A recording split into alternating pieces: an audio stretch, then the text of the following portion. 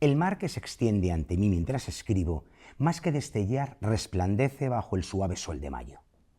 Con el cambio de marea se recuesta calladamente contra la tierra, casi sin huella de ondas ni de espuma. Próximo al horizonte es de un púrpura suntuoso marcado por líneas regulares de verde esmeralda. En el horizonte es índigo. Cerca de la playa, donde la visión se da enmarcada por amontonamientos de desiguales rocas amarillas, hay una franja de verde más pálido, helado y puro, menos radiante y sin embargo opaco, no transparente. Estamos en el norte y la luz brillante del sol no puede penetrar en el mar. Allí donde el agua golpea suavemente sobre las rocas sigue siendo una superficie de color, como una piel. El cielo sin nubes es muy pálido en el horizonte índigo que le pone un leve trazo de plata. Su azul se intensifica y vibra hacia el cénit, pero el cielo parece frío, hasta el sol parece frío.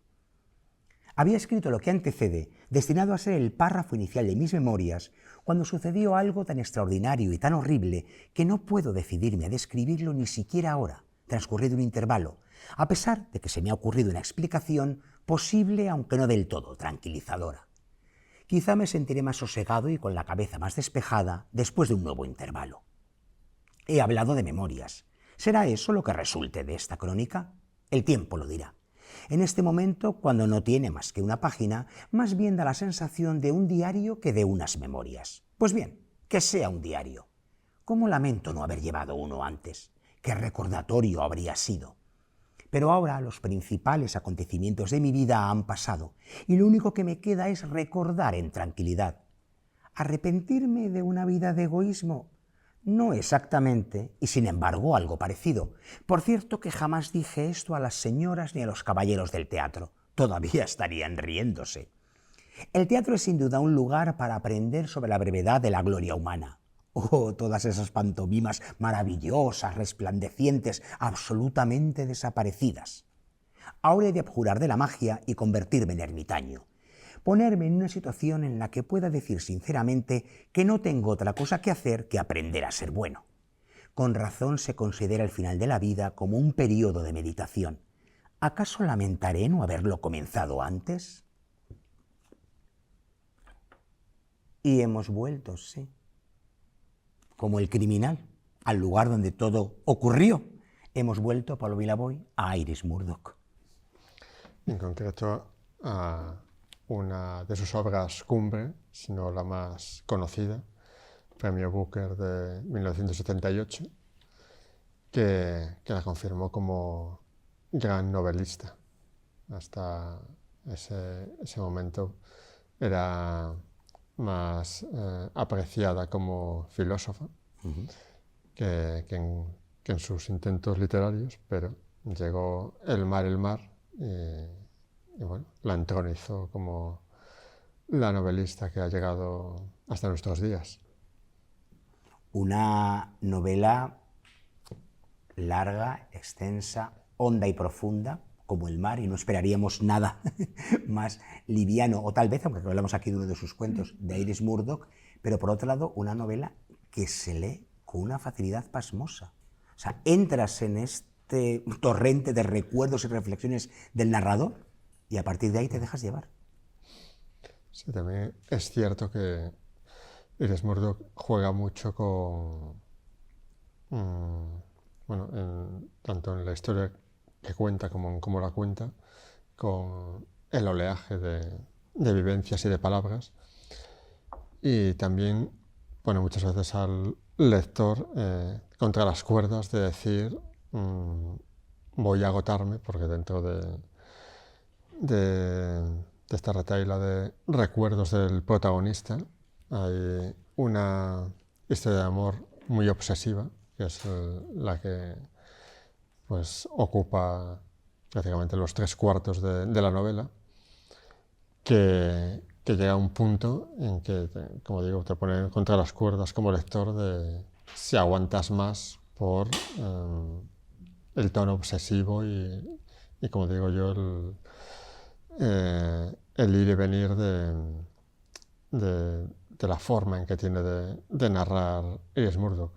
Pero cuando ella sabe que te tiene contra las cuerdas, vuelve a aflojar y vuelves a quedar fascinado con la forma que tiene de escribir. Lo has dicho muy bien. Lo hizo de otro modo en las olas, Virginia Woolf, pero es cierto, es que escribe a rachas. Hay mareas altas, hay mareas bajas, hay bajamar, el mar sube. ¿Es así?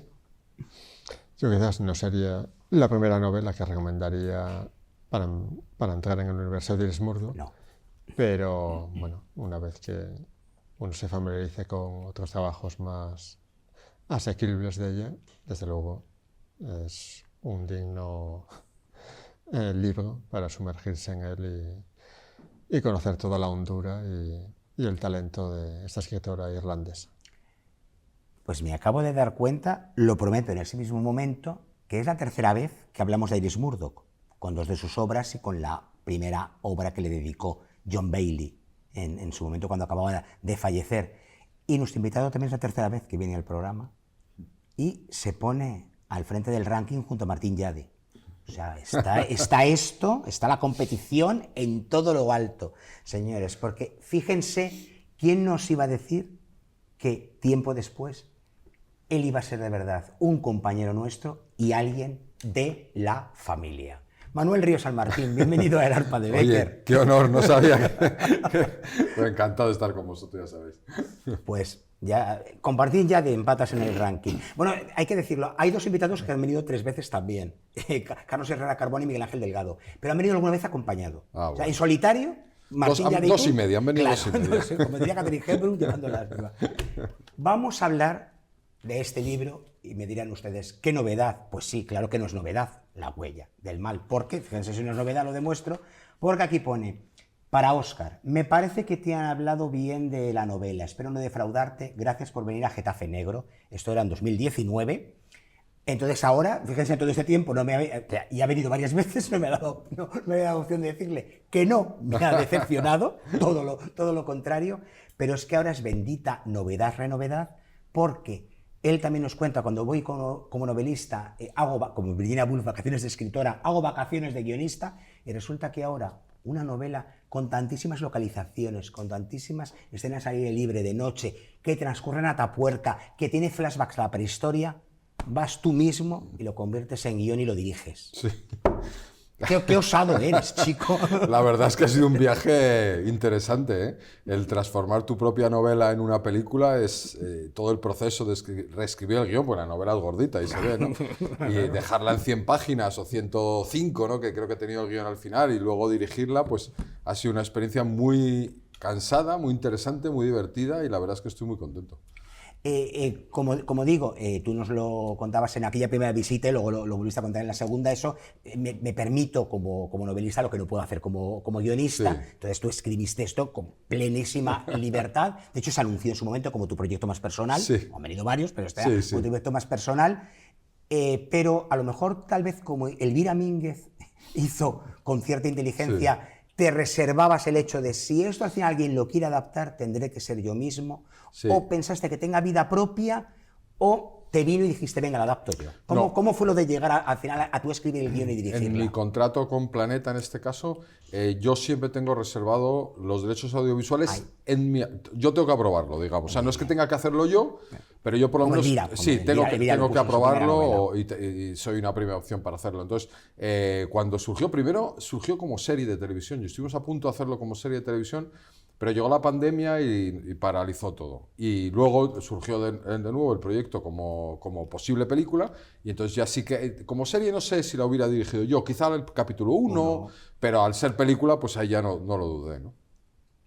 Y cómo es, reencontrarte con los personajes, reescribirlo y ponerles cara, porque a lo mejor tú como escritor igual tienes retratos robots en la cabeza, sí. Pero no tienes los actores, o sí alguno de los personajes desde el principio tenías como muy claro qué tipo, al menos de actor o actriz, tenía que interpretarlo. Pues mira, hay un caso que sí, que es el de Daniel Grau. De hecho, al escribir no es que pensase en él, pero cuando terminé la novela, hubo un momento que sí que dije, ¿quién podría ser el protagonista masculino? ¿No? Son una pareja de investigadores. Como siempre, y me pareció que Daniel Grau daba el perfil muy bien, ¿no? Daniel tiene algo de chuleta, no sé, que es guapo, tiene buena planta y funcionaba muy bien. Le hemos entrevistado varias veces. Sí, es un tipo fantástico, sí. pero es verdad que tiene como toda esa aureola que le explota magníficamente para camelarte. Y no le importa hacer un personaje que caiga mal, que eso hay otros personajes, otros actores que les importa y a él no.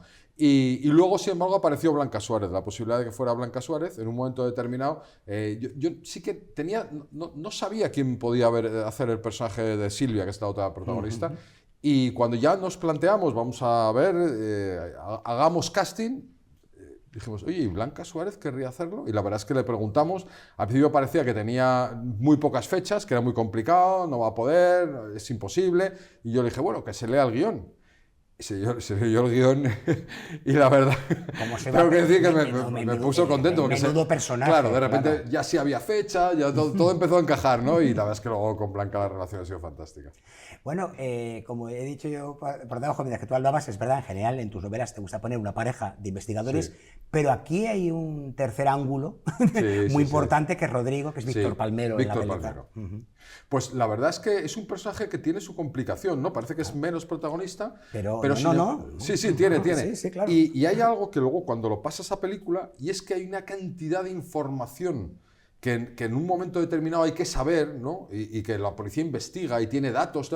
Y eso es un poco lo que aporta Víctor en la película, el personaje de Rodrigo, y lo hace fantásticamente bien para que no dé sensación de que viene a contar los datos, sino que realmente lo integra dentro de la relación y funciona muy bien.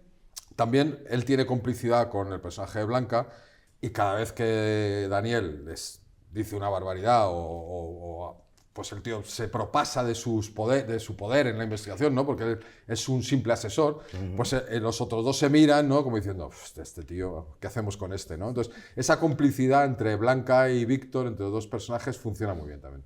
Bueno, y como adaptador, como guionista, ¿en qué punto estás traicionado? ¿En qué punto está traicionado el guionista al escritor? Porque siempre, bueno, cuando adaptas una historia, pues, aunque sea de manera mínima, te tienes que traicionar. Sí, bueno, tengo que decir que la novela la adapté con Victoria de Alvera, también, ¿no? Quería una opinión de fuera, ¿no? Es una guionista con la que habitualmente trabajo, que conocía bastante bien la novela, entonces su opinión desde fuera...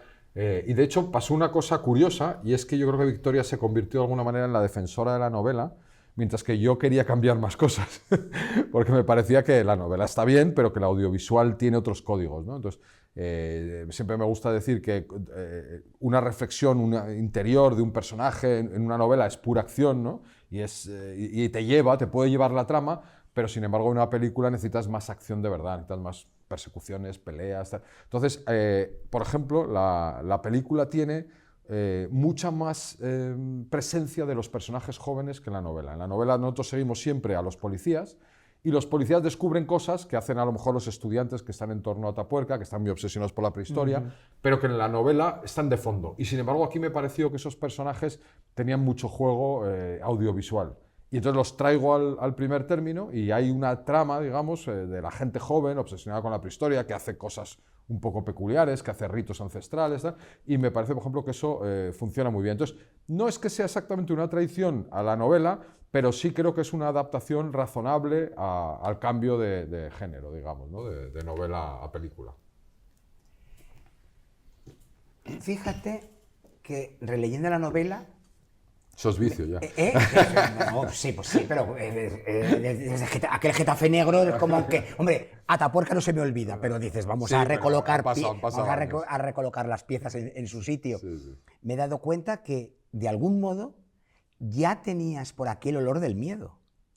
Sí. Asesinan a un bisonte, o lo que podríamos llamar asesinato, hablas de la etología, el comportamiento, tal, o sea, esos temas recurrentes, un creador, ¿no? que están por ahí dando vueltas y que a veces se canalizan de un modo, a veces de otro, a veces dan un paso atrás, pero luego reaparecen. Es verdad, es verdad. Yo que también tengo más fresco el olor del miedo, que es la última que he publicado, al volverme a leer La huella del mal he tenido la misma sensación que tú. Mientras que en medio está la otra novela, Donde hay tinieblas, que es un poco más diferente. Es verdad. Pero la primera y la tercera de las que he hecho con Planeta sí que tienen una serie de puntos, digamos, que en común. De hecho, a mí me gusta decir que no es una cosa que haya hecho aposta, pero cuando he escrito las tres novelas, la primera sería El olor del miedo, donde es como la evolución del mal, ¿no? Entonces, la primera es el mal en los animales, El olor del miedo, claro. después va el mal en el hombre prehistórico, y tienen bastante connotación. Y la tercera y última sería Donde haya tinieblas, que es el mal del hombre civilizado, la religión, la sofisticación del arte, ¿no? Entonces, es un poco eso, la evolución del mal desde los primeros mamíferos, digamos, ¿no? A lo mejor hasta llegar al hombre civilizado. ¿Quién te iba a decir a ti que estabas, cuando escribías la novela, diseñando el guión, o sea, con un escenario perfecto como Atapuerca, y que rodarías al final en Atapuerca? O sea, Manu, que es histórico porque nunca había rodado nadie en Atapuerca más que quien tiene que estar allí. Sí. Me imagino que, obviamente, eso debe superar cualquier expectativa. Fue muy emocionante. Es verdad que a mí siempre me gusta que en mis novelas las localizaciones sean espectaculares. No es algo que quizá por mi pasado audiovisual necesito, como que no transcurran en lugares normales, sino que sean lugares especiales. Y como no va ni el productor a quitártelo y a tachártelo porque eres el novelista. Claro, ya lo había comprado Atapuerca, pues ya está Atapuerca. Pero es verdad, fue complicado, ¿eh? Mira que yo tengo muy buena relación con todo el mundo en Atapuerca y con los 3 directores, codirectores, pero claro, luego dices, oye, voy a meter no solo cámaras, porque tenemos un tinglado importante. Sí, no, claro, y metimos unas grúas de 60 metros ahí para tapar, para igualar la luz y tal. Y al principio hubo un poco de desconcierto, pero al final la relación ha sido fantástica con la Fundación Atapuerca. Han entendido perfectamente que iba a ser bueno para ellos. Han visto que hemos cuidado muchísimo los yacimientos, el museo, todas las partes en las que hemos rodado.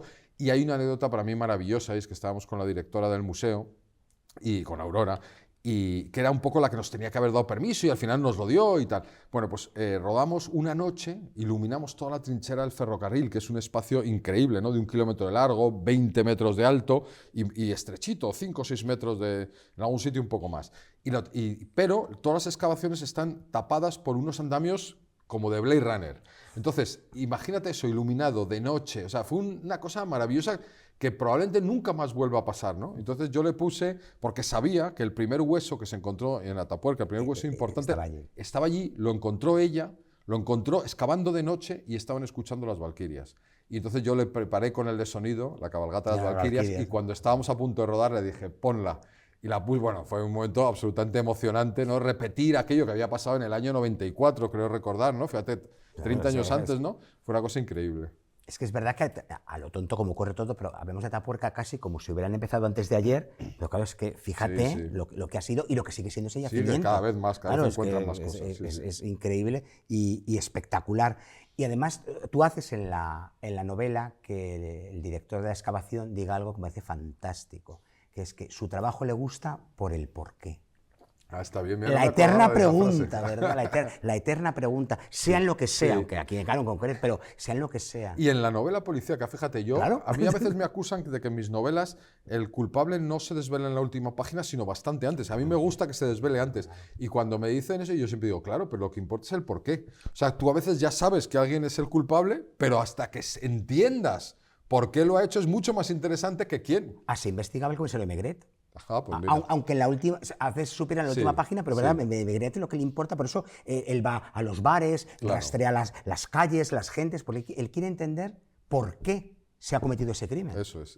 Y a mí me interesa mucho el por qué también. Es que aquí tenemos rizar el rizo, porque no solamente eres escritor, guionista, sino diriges. Entonces, te vuelvo un poco a la pregunta que antes te he hecho de escritor-guionista, pues como director, ¿en qué puntos has llevado a tu terreno el guión o cambiado cosas del guión? Porque claro, es como rizar el rizo 3 veces. Pues la verdad es que sí. De hecho, fíjate, a veces les decía a los actores y aparte del equipo que cuando a veces preguntan, oye, mi personaje, y me pedían cambiar alguna cosa del personaje, y yo casi siempre les decía que sí, porque y a veces se quedan sorprendidos. Yo decía, es que yo ya he opinado tanto, o sea, ya he escrito la novela, el guión, aunque sea con una guionista, tal, que cuando alguien me proponía pequeños cambios de algún personaje, incluso de algún diálogo tal, lo veía como un soplo de aire fresco, decir, oye, está bien que me saquéis de mi zona de confort, yo ya lo he pensado todo. Entonces, todo eso, tanto, por ejemplo, también la relación con el director de fotografía, también, ¿no? Hablando de la propuesta que me estaba haciendo de foto, una foto un poco oscura, que se ve bien, pero oscura. Por ejemplo, Sin Sol es una película en la que no hay sol sobre los personajes. Es una cosa que ha costado muchísimo hacer y probablemente el espectador no se llegue ni a fijar. Pero estamos siempre, y por eso necesitamos esas grúas de 60 metros, ¿no? Siempre tenemos unas cúpulas con una grúa, con unos palios negros gigantes para tapar, ¿no? Y controlar mucho la luz y tal. Bueno, pues todo eso, esas aportaciones que a lo mejor yo no las había pensado en origen, pues creo que le han dado a la película también un toque un poco diferente a lo que es la novela, ¿no? Y a mí eso me ha gustado. El resultado final, simplemente como espectador, te sorprende lo que has conseguido como producto final. Sí sorprende, ¿eh? Porque, o sea, tú fíjate que yo he estado en Atapuerca, he visto las excavaciones, pero cuando pones una cámara, pones una cámara, es muy grande aquello. Y los bosques, hay mucho bosque también. Entonces tú sí, en tu cabeza lo tienes y tal, pero cuando has ido allí, hemos rodado unos bosques maravillosos. Yo creo que es una película estéticamente más bonita aún de lo que yo me podía haber imaginado, ¿no? O sea, estéticamente los decorados, las localizaciones naturales lucen muy, muy bien. Tienes que apuntar que ha sido rodado allí íntegramente, que no diga la gente, Sí. Estado por ordenador, han puesto un fondo verde y venga. Nada, hay muy poquito fondo verde, algún coche, algún fondo de coche y algún fondo de alguna cosita, pero muy, muy poquito fondo verde. Muy poquito. Y, Manu, ahora que quedan pocas horas, días, pero para el estreno, o sea, que ya sí que no hay vuelta atrás. Sí. Tú has estado en aventuras maravillosas, dirigiste a Doña Concha Velasco en Compañeros, el primer episodio de Médico de Familia, te has visto en 1001, pero no obstante, ¿cómo es el cosquilleo en concreto, que es hacer, como dice Pablo, todo el círculo, Sí. novela, guión, rodar y ya llega la película en nada, y que la gente la espere tanto? Sí.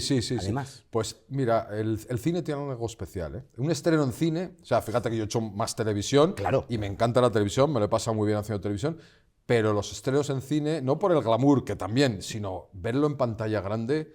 Yo me acuerdo la anterior película que hice, No te fallaré, hace ya mucho tiempo, cuando ya le iban a quitar, ya veía que ya podía ser el último fin de semana, me fui a los Kinépolis. Y dije, voy a disfrutar, porque no la voy a volver a ver en pantalla grande, entonces me fui a los Kinépolis, que en ese momento probablemente eran los que mejor proyección tenían, y todavía había gente, y efectivamente fue el último fin de semana, pero la vi por última vez en pantalla grande, y la verdad es que es una gozada ver una ficción en pantalla grande. La huella del mal, madre mía. Que a mí siempre me encantó el título, porque lo fácil, además, y me voy a decirte, fíjate, la broma como de despedida, dice, espero que no te decepcione, no me decepcionó, pero es verdad que de algún modo sí, te digo, no, porque a mí me la contaron como que lo que investigaban era el primer crimen de la historia, ocurrido en Atapuerca, cuando le dije, no, perdona, o sea, que tiene que ver, porque es verdad que a veces muy denso, pero eso, esa huella, ese mal ancestral que llevamos dentro y que vamos reproduciendo, como dices tú, como animales. Actuamos por instinto y lo seguimos reproduciendo. Ahí está, pero, o sea, que no me decepcionó. Pero es verdad que hay quien contaba, y tú lo vivirías, ¿no? Que cuenta el primer crimen de la humanidad. No llega tanto. Hay un momento muy bueno, ya verás, el que hace de director de la excavación, que habla de la violencia ancestral, porque es italiano y habla un poco así, y es fantástico como lo cuenta. Pues Manu Ríos San Martín, muchísimas gracias por tu nueva visita. Quedas emplazado para una cuarta si quieres desempatar en la cabeza. Ya sabéis que vengo siempre que me llaméis. Muchísimas gracias. Pablo Vilaboy, vamos a ver, hoy con excavaciones y demás, no sé cómo andará el arpa. Bueno, metemos un poquito de mar y ya está. El mar de Iris Murdoch. Algo para hoy, algo para mañana. Ya, bueno. Y sea como sea, seguro que el arpa anda enfrascada en nuevas lecturas que dentro de muy poco vamos a compartir con ustedes. Gracias.